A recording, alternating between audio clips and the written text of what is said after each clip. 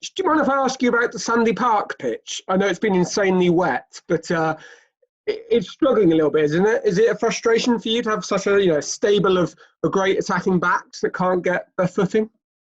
Yeah, of course it is. But there is a reality that the season, our season ended very, very late. We were back on it within kind of 2.5 weeks, so it had virtually no time at all on it. Every year since we've had that Dessel pitch, people don't maybe realise this. It gets virtually ripped up, and when I say that, you don't rip everything up and start the whole thing process again. But the whole grass surface is removed, along with 2 or 3 layers, 2 or 3 inches of topsoil. The under soil part of the mix there is all kind of re-energized and replaced and aerated. Obviously, the fibers all get refluffed, etc., and then it gets kind of relaid and regrown over a period of kind of 8 weeks, and then we're back on it. And that happens every year, and that's not happened this year. And I think that, coupled with a continued period on it, so when we came out of lockdown, we had that period of games, training. We had a period of training, then the period of games, and 2 weeks off it, and then back on it all the way through now, through the winter period. This is just what's happened. He just hasn't had that time and money spent on it. That re-energizes it, refreshes it, and creates a recompact layer of grass and aerates the underground part of it, the undersoil part of it. And I know some people have said, "Oh, we've got the women's team here as well." We have got the women's team here as well, but we haven't got an A-League. We haven't played any other. We've played reduced European competitions, and we haven't played a Premiership Cup competition. The actual games on it are no different to any other block.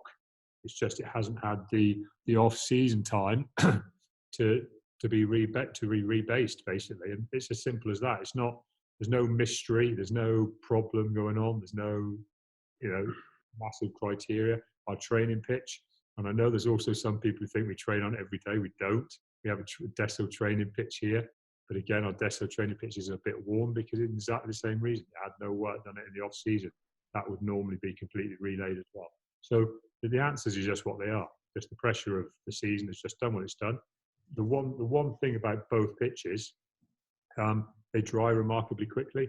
So yesterday it was sunny and dry down here, and our training pitch, although it's bare, was pretty firm. The pitch in another day's time, 2 days' time, if you have no rain, it might look bare, but it'll be firm and it'll be fast. It was firm and fast when we played on Larish, and that was only a week ago. The thing with the Dessel pitches, they recover their firmness very quickly.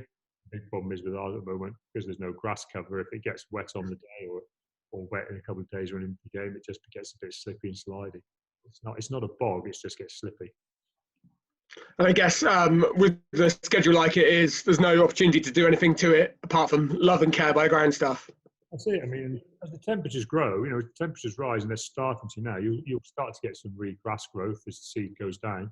It's just in a cold, wet period, the pitch kind of becomes what it is. It becomes what you end up with to a degree, and that's what's happened. So now there'll be a period now where you'll start to see the pitch, I say, look warm, but it will start to run fast again, and we're going to be more than ready for that transition to happen. It won't be a big issue for us.